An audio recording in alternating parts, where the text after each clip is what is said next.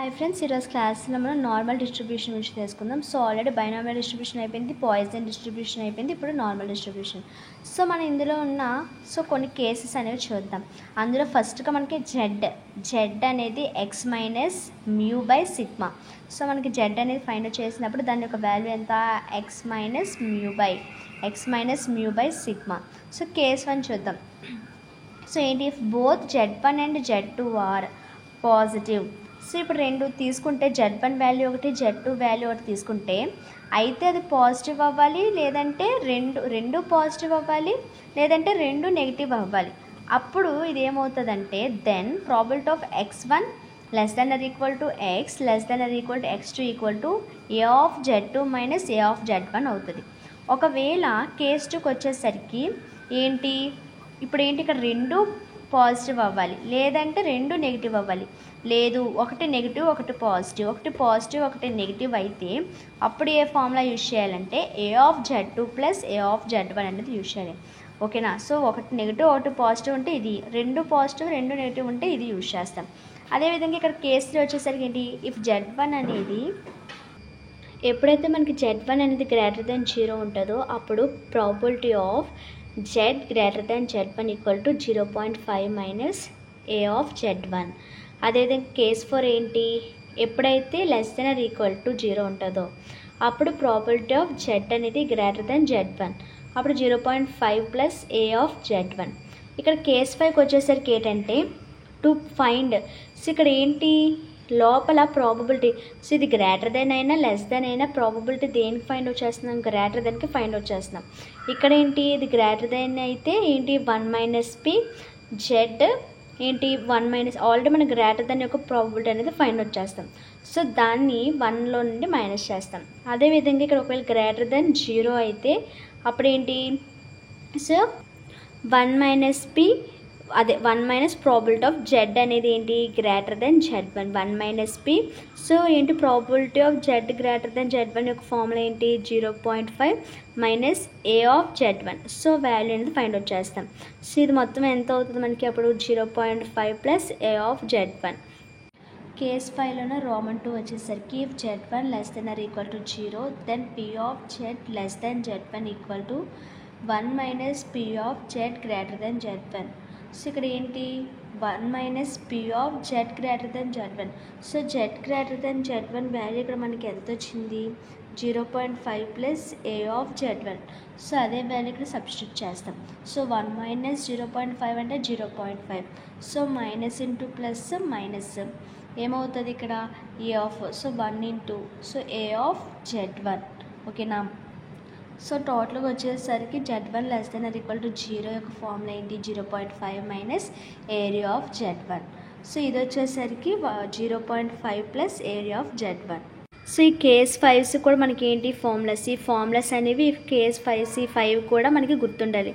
So 5 అనేవి గుర్తుంటే మనకి సమ్స్ అనేవి ఈజీ. సో ఇక్కడ మనం ప్రాబ్లమ్స్ అనేవి చూద్దాం. సో చూసుకున్నట్లయితే if x is a normal variable with mean 30, standard deviation is 5, find. So మనకి ఏంటి మీన్ ఇచ్చేసారు, స్టాండర్డ్ డీవియేషన్ అనేది ఇచ్చారు, అంటే మ్యూ ఇచ్చేసారు, నెక్స్ట్ వచ్చేసరికి సిగ్మా ఇచ్చేసారు. మ్యూ వాల్యూ ఎంత అని ఇచ్చారు 30 అని ఇచ్చారు, సిగ్మా వాల్యూ ఎంత 5. సో దీని ద్వారా మనం ఏంటి ఎక్స్ అనేది ఎంత ఇచ్చారు, ఒకటి ఎక్స్ అనేది అంటే ఏంటిది రోమన్ 1కి. సో రోమన్ 1కి ఇక్కడ ఎక్స్ అంటే ఎంత 26, ఇంకొక ఎక్స్ అంటే ఎంత 40. ఓకేనా. సో ఇక్కడ ఏంటి మనకి Z ఈక్వల్ టు మనం ఏమేమి చూసాం, X minus mu by sigma formula అని చూసాం కదా. సో మనకేం తెలిసింది, మ్యూ వాల్యూ ఇచ్చేసాడు వాడే, నెక్స్ట్ సిగ్మా వాల్యూ ఇచ్చేసారు. సో ఎక్స్ వాల్యూ కూడా వాళ్ళు ఇచ్చేసారు. సో 26 అనేది ఎక్స్ ప్లేస్లోన, మ్యూ అంటే 30 బై సిగ్మా అంటే 5. సో 26 మైనస్ 30 బై 5 అంటే ఇప్పుడు Z1 వాల్యూ ఏమొస్తుంది మనకి మైనస్ 0.8 అనేది వస్తుంది. సో మనకి Z, సో ఫస్ట్ దీని నుండి ఫైండ్ అవుట్ చేసింది Z1 అవుతుంది, సెకండ్ వాల్యూ నుండి ఫైండ్ అవుట్ చేసింది ఏమవుతుంది Z2 అనేది అవుతుంది. So next value X value ఎంత 40. సో 40 అనేది ఎక్స్ ప్లస్లో సబ్స్టిట్యూట్ చేస్తాం, అప్పుడు ఎంత వచ్చింది Z2 వాల్యూ 2 అనేది వచ్చింది. సో మనకి ఇక్కడ ఏంటి ఒకటి Z1 అనేది ఒకటి మైనస్ వాల్యూ ఒకటి పాజిటివ్, అంటే ఒకటి నెగిటివ్ ఒకటి పాజిటివ్ వస్తే నేను ఏమని చెప్పాను కేస్ 2 యూజ్ చేయాలని చెప్పాను. ఒకటి పాజిటివ్ ఒకటి నెగిటివ్ వస్తే ఏ formula A of Z2 plus A of Z1. So అదే ఫార్ములా అనేది తీసుకుంటాం, A of Z2 plus A of Z1 అనే ఫార్ములా తీసుకుంటాం.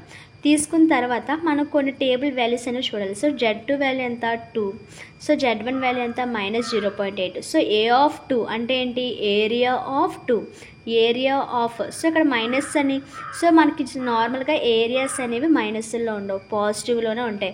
కాబట్టి ఇది మైనస్లో ఇచ్చినది కూడా ఇదంతా పాజిటివ్ అయిపోతుంది. So area of 2 plus area of 0.8. So వీటి యొక్క టేబుల్ వాల్యూస్ ఏంటో చూద్దాం. ఎప్పుడైతే మనకి Z1 వాల్యూ Z2 వాల్యూ తెలిసిపోతుందో అప్పుడు మనం ఏరియా ఆఫ్ 2 అనేది ఫైండ్ అవుట్ చేయాలి అనుకుంటాము. అంటే ఇక్కడ ఏంటి 2.000 ఉన్నట్టే కదా, ఇక్కడ కూడా 0.8 సంథింగ్ 00 ఉన్నట్టే కదా. సో ఇక్కడ ఎలా అంటే మనకి ఎప్పుడైతే Z1 Z2 వాల్యూస్ తెలిసి మనకి ఏరియా అనేది అడుగుతారో అప్పుడు టేబుల్ వాల్యూస్ అనేవి ఎలా చూడాలో ఇప్పుడు చూద్దాం. సో ఇక్కడ చూడండి టేబుల్ వాల్యూస్ అనేవి.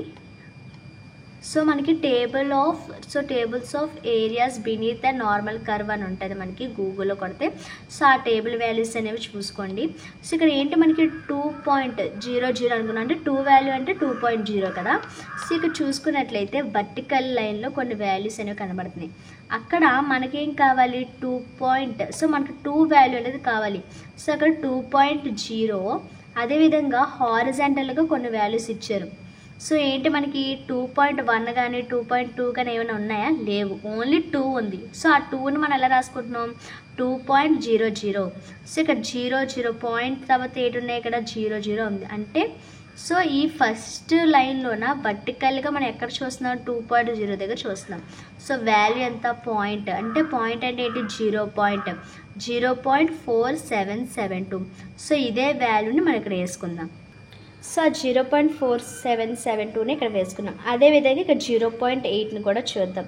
సో 0.8 వాల్యూ వచ్చేసరికి చూడండి 0.8 తర్వాత ఏమైనా ఉన్నాయా మనకి ఇక్కడ 1 2 3 కానీ ఏమీ లేవు. కాబట్టి 0.8 తర్వాత మనం హారిజెంటల్గా ఎక్కడ చూస్తామంటే 00 దగ్గర చూస్తాం. ఒకవేళ 0.81 కానీ 0.82 కానీ ఉంటే ఈ వాల్యూస్ అనేవి చూస్తాం.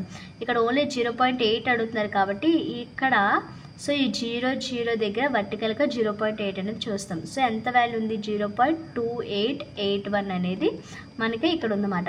సో ఓకేనా. సో ఆ వాల్యూ అనేది ఇక్కడ మనం రాసుకుందాం. ఇదిగోండి 0.2881. సో ఇప్పుడు వచ్చిన రెండు ఏరియాస్ని మనం ఏం చేస్తామంటే యాడ్ చేస్తాం. సో యాడ్ చేస్తే వస్తుంది అన్నమాట. సో దాన్ని ఈ ప్రాబబిలిటీ 26 < x < 40. సో మీకు అర్థమైంది కదా అసలు టేబుల్ వాల్యూస్ అనేవి ఎలా చూడాలో. సో ఇక్కడ ఏంటి వీటిని మనం ఏంటి వర్టికల్గా చూస్తాం, మిగతా వాటిని ఎలా చూస్తాం హారిజాంటల్గా చూస్తాం. ఇక్కడ ఏంటి ఇంకొక రోమన్ 2 అనేది అడుగుతున్నారు, ఎక్స్ అనేది > 45 అనేది. సో ఎక్స్ అనేది > 45 అంటే ఇక్కడ ఏంటి మనకి అంటే ఫస్ట్ ఎక్స్ వాల్యూ 45 అనుకుంటాం. 45 అనుకొని జెడ్ ప్లేస్లోనే ఎక్స్ మైనస్ μ/σ కదా. సో ఎక్స్ ప్లేస్లో 45 అనేది సబ్స్టిట్యూట్ చేస్తే ఎంత వస్తుంది మనకి Z1 వాల్యూ 3 వస్తుంది. అంటే ఇక్కడ ఏంటి Z1 అనేది <3. సో ఇక్కడ ఏంటి Z1 అనేది <3. నెక్స్ట్ వచ్చేసరికి ఏంటి మనకి ప్రాబబిలిటీ కూడా గ్రేటర్ దెన్ అడుగుతున్నారు, అంటే ఈ ఫార్ములా యూజ్ చేయాలి. లెస్ దెన్ అయితే ఈ ఫార్ములా, గ్రేటర్ దెన్ అయితే ఈ ఫార్ములా. అది కూడా మనకి ఏంటి ప్రాబబిలిటీ అనేది గ్రేటర్ దెన్ అడిగారు కాబట్టి ఇవి యూజ్ చేస్తాం, లెస్ దెన్ అడిగితే ఇవి యూజ్ చేస్తాం. సో గ్రేటర్ దెన్ అడిగారు కాబట్టి ఏంటి formula 0.5 minus area of Z1, 0.5 minus area of Z1. Area of Z1 ఎంత మనకి, సో Z1 వాల్యూ ఎంత మనకి ఇక్కడ 3. సో ఏరియా ఆఫ్ ఏంటి 3. సో ఇప్పుడు ఏరియా ఆఫ్ 3 వాల్యూ అంటే పాయింట్ తర్వాత మనకి ఏమైనా కనబడుతున్నాయా, లేవంటే 3.00 అనుకుంటాం అన్నమాట. సో ఏరియా ఆఫ్ 3 వాల్యూ చూద్దాం. ఇదిగోండి ఏరియా ఆఫ్ 3 అంటే ఎంత 3 కదా. సో 3.0 ఏంటి మనకి హారిజాంటల్గా ఏం చూస్తాం, పక్కన ఏం పాయింట్ లేదు కాబట్టి 00 దగ్గర చూస్తాం. ఎంత ఉంది మనకి 4987, 0.4987. సో ఇక్కడ పాయింట్ ఉంది అంటే అర్థం అక్కడ 0 పాయింట్ అని అర్థం, 0.4987. సో ఈ వాల్యూ అనేదాన్ని మనం తీసుకుందాం. సో 0.5 మైనస్ 0.4987 ఈ వాల్యూ అనేది మైనస్ చేస్తే 0.01. సో దీని యొక్క ప్రాబిలిటీ అనేది వస్తుంది.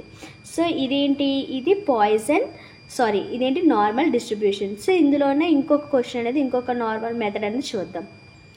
సో సెకండ్ క్వశ్చన్ వచ్చేసరికి in a normal distribution 7% of the items are under 35 and 89% are under 63 determine the mean and variance. So mean and variance అనేది ఫైండ్ అవుట్ చేయమంటున్నారు. సో నార్మల్ డిస్ట్రిబ్యూషన్ యొక్క diagram అనేది ప్రతి దానికి ఇలాగే ఉంటుంది, కానీ లోపల ఆ యొక్క డయాగ్రామ్ అనేది మారుతుంది. బయట అవుట్ అనేది ఇలాగే ఉంటుంది అన్నమాట. సో ఈ డయాగ్రామ్ అనేది చాలా ఇంపార్టెంట్ మనకి నార్మల్ డిస్ట్రిబ్యూషన్లోనే. ఇక్కడ వచ్చేసరికి ఏమంటున్నారు మనకి 35. సో ఇది 0 అనుకుంటాం, ఇదేంటి Z అనుకుంటాం, ఇది Z1 అనుకుంటాం, ఇది Z2 అనుకుంటాం. సో ఇక్కడ ఏంటి 35 కన్నా తక్కువ ఉన్న పర్సెంటేజ్ ఎంత, అండర్ అన్నారు కాబట్టి 7%. అంటే ఎంత 7/100. 7% అంటే 7/100 అంటే ఏమని రాసుకోవచ్చు 0.07 అని రాసుకోవచ్చు. అదేవిధంగా అండ్ 89% ఆర్ అండర్ 63. అంటే 63 కన్నా తక్కువ, అంటే అండర్స్ ఏంటి మనకి ఎంత 89% అంటున్నారు. సో మనం ఏం ఫైండ్ అవుట్ చేయాలి ఇక్కడికి వచ్చేసరికి మనం. సో ఇప్పుడు చూద్దాం. సో ఇప్పుడు మనం ఏంటి ఇక్కడ ఇదంతా కలిపి వాల్యూ ఎంత 1. సో ఇదంతా ఎంత మనకి 1. అంటే ఇది ఒక 0.5 పార్ట్, ఇది ఒక 0.5 పార్ట్ కదా. సో ఇదొక 0.5 పార్ట్, ఇది ఒక 0.5 పార్ట్. అంటే మనకి ఇక్కడ ఏం కావాలి, ఈ 0.5 పార్ట్లు 0.07 అని తెలుసు. సో ఈ 0.07 అనేది తెలుసు కదా. మరి ఈ యొక్క పార్ట్ వాల్యూ ఎంత అనేసి అంటే మనకి ఇదంతా ఎంత అని తెలుసు 0.5 అని తెలుసు. సో ఈ 0.5 అంతట్లో కూడా ఈ వాల్యూ అనేది తీసేస్తే మనకి ఈ పార్ట్ యొక్క వాల్యూ అని తెలుస్తుంది.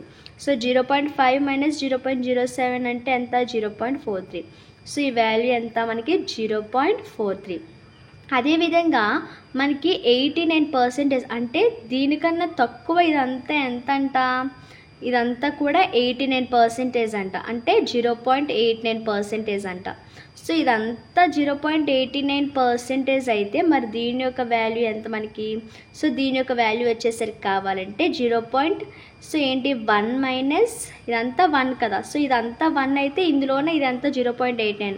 సో మనకి ఈ వాల్యూ కావాలంటే 0.89 అనే వాల్యూ అనే దాన్ని మైనస్ చేస్తాం. అప్పుడు ఎంత వస్తుంది మనకి 0.11 అనేది వాల్యూ వస్తుంది. మరి 0.11 వచ్చేసింది, మరి ఈ వాల్యూ ఎంత 0.5.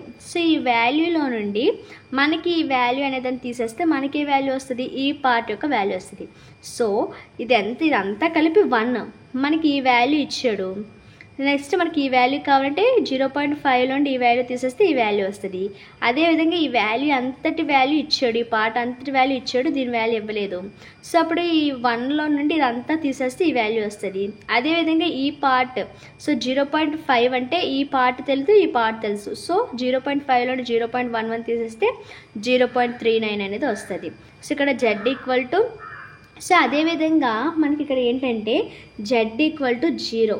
సో మనకి ఎప్పుడైతే Z = 0 అవుతుందో అప్పుడు X = ఏమవుతుందంటే మ్యూ అవుతుంది. X = ఏమవుతుంది మ్యూ అవుతుంది. సో ఇక్కడ let mu be the mean at Z = 0.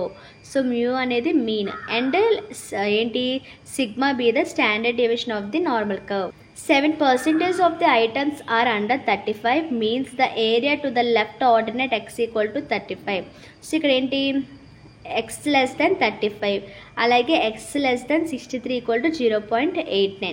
So మనకి X గ్రేటర్ దెన్ కావాలంటే చెప్పాను కదా. సో X ఇదేంటి ఇదంతా 63 కన్నా ఇటువైపు తక్కువ ఉన్నవి, 63 కన్నా ఎక్కువ ఉన్న వాల్యూ కావాలంటే ఏం చేస్తాం 1 మైనస్ X less than 63 అంటే 1 మైనస్ 0.89 చేస్తే 0.11 వచ్చింది. సో ఇప్పుడు X అనేది 35 అనుకుంటే మనం Z X minus mu by sigma. So ఆ వాల్యూ అనేది ఫైండ్ అవుట్ చేస్తే మనకేం కావాలి క్వశ్చన్లో మీన్ అనేది ఫైండ్ అవుట్ చేయాలి, స్టాండర్డ్ డీవియేషన్ అనేది ఫైండ్ అవుట్ చేయాలి. సో దీని యొక్క వాల్యూ Z1. అదేవిధంగా 63 అయితే 63 minus mu by sigma Z2. So ఇక్కడ ఏంటి మనకి 0 less than Z less than Z1 = మనకి ఇక్కడ ఏం తెలిసింది 0.43.